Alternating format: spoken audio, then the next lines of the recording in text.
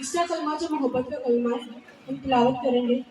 यूहन्ना 19 बाब उसकी 26 से 27 तक आया था।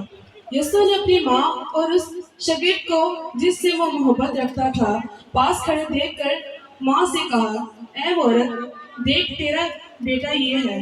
और फिर शागिर्द से कहा, देख तेरी माँ ये है। और उसी वक्त से शागिर्द उसे अपने घर ले गया। पाक कलाम का पढ़ा जाना और सुना जाना बाइस से बढ़ता था।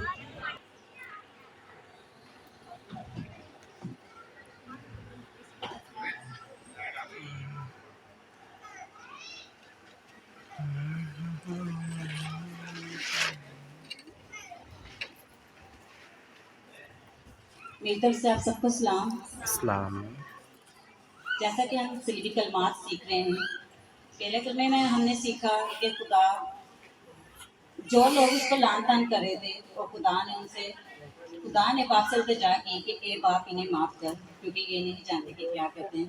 इसी तरह हमने दूसरे कलमे में से सीखा है कि वो एक गुनाहगार अगर सच्चाई से तौबा करे तो खुदावन उसका हाथ पकड़ के आसमान पर ले जाता है और उसके लिए फरदौस के दरवाजे खोल देता है।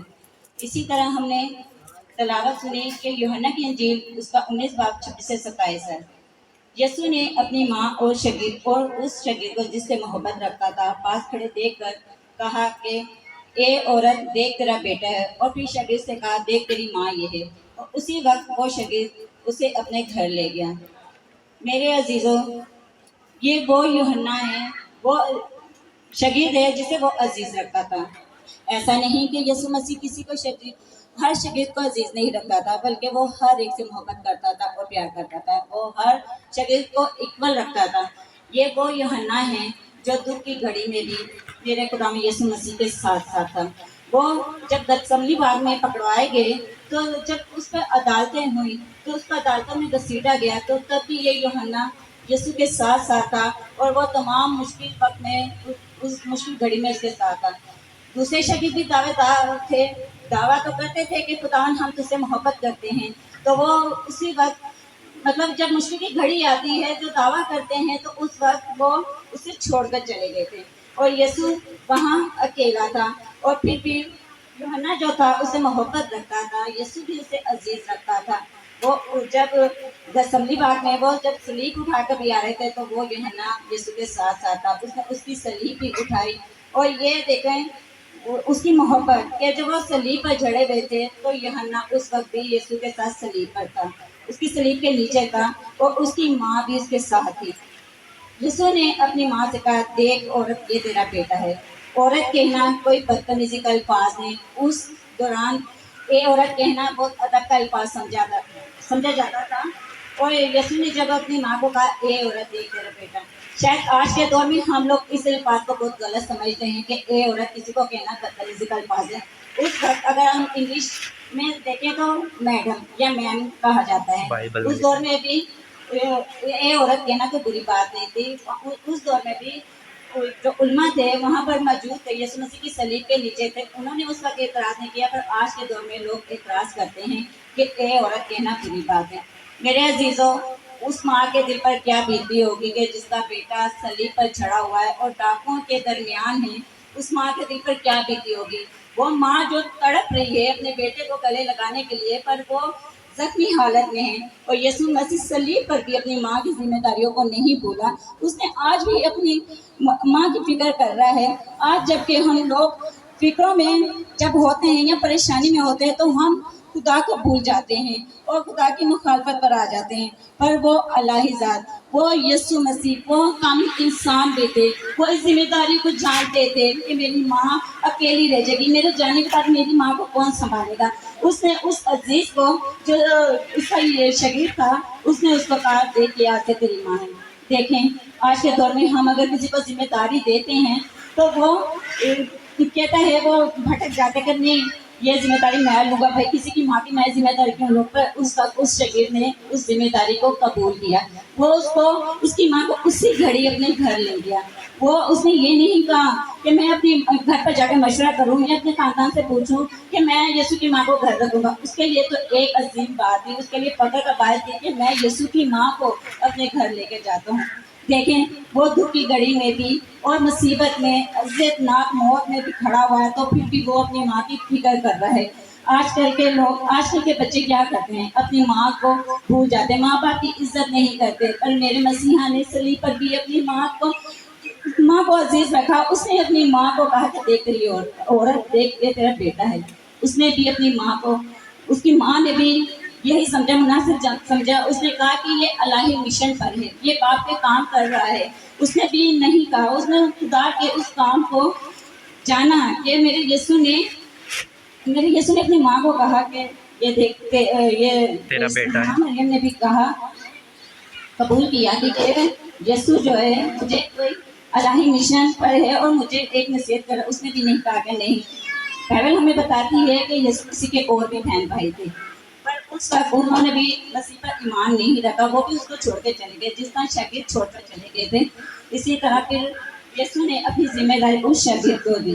موت سے پہلے کسی بھی شخص کے آخری کلمات جو بہت اہم ہوتے ہیں, یہ اکثر یہ مرنے والے کی زندگی کا نچوڑ ہوتے ہیں,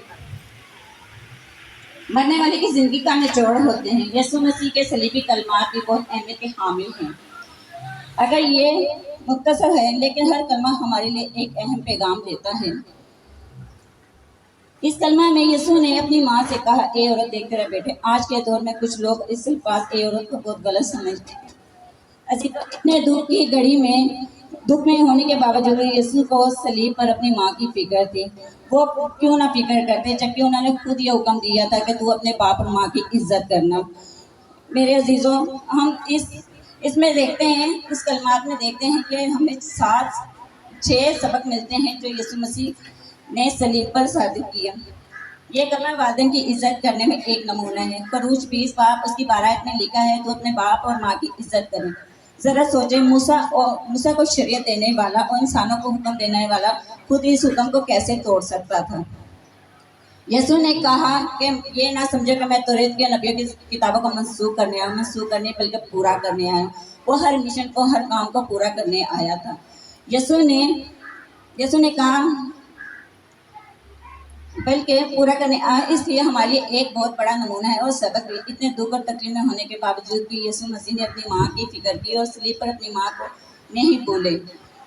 دوسری بات ہم یہ کلمے میں سے سیکھتے ہیں, یہ کلمہ مسیح کے پاس یوحنا کی واپسی کے بارے میں بتاتا ہے. متی, مرکز اور یوحنا کی انجیل کے مطابق عہد عتیق کے مصلوب کو سب چھوڑ کر چلے گئے تھے. ذکریہ کی کتاب اس کا 13 باب 7 آیت میں لکھا ہے, چرواہے کو مار کر گلہ کی بھیڑیں پرگندہ ہو جائے گی. لیکن یوحنا کی واپسی اس بات کی دلیل ہے کہ یوحنا کے صلیب کے پاس آنے سے مسیح کی محبت پھر سے تازہ ہو گئی. اس لیے عہد جدید میں یوحنا کو محبت کا رسول کہا گیا ہے. یہ کلمہ مسیح کی ہوش مندی کو ظاہر کرتا ہے. یسوع مسیح صلیب کے اذیت کے باوجود بھی ہوش مندی کا مظاہرہ کر رہے ہیں. کسی بھی انسان پر اگر دکھ تکلیف یا گھڑی آتی ہے تو وہ ہر مصیبت میں ہر چیز بھول جاتے ہیں, پر یسوع مسیح نے صلیب پر بھی اپنی ماں کے لیے محبت دکھائی. خدا میں یسوع مسیح اتنی بڑی عزت میں تھے کہ آج کی ایک مثال ہے ہمارے لیے کہ وہ ایک اذیت میں تھے پھر بھی وہ اپنی ماں کی فکر کر رہے تھے.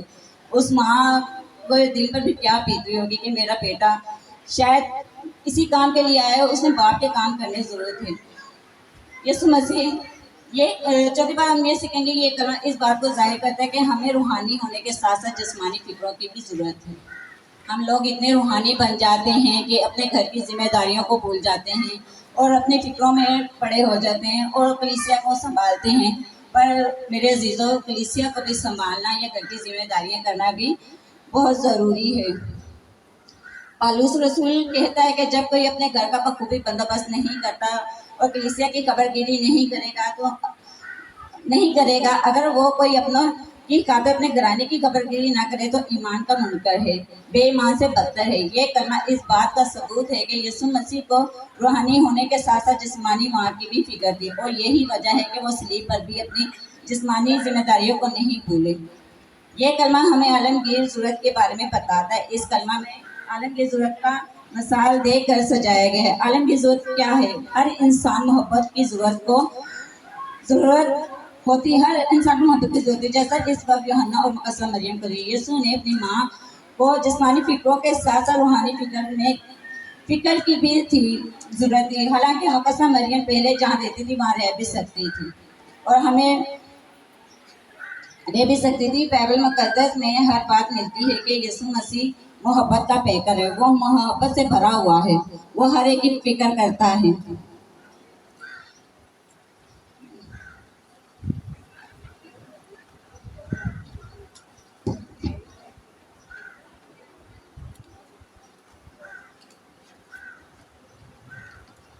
यीशु ने जब शकीर के हवाले अपनी माँ को कर दिया, वो नहीं चाहता था कि मेरी माँ जिस्मानी फिक्रों में गई रहे, वो चाहता था कि मेरी माँ जैसे रूहानी थी, जैसे 120 की जमात में रूह कुद्दस नाज़िल हुआ था तो उसमें मुकद्दस मरियम भी थी।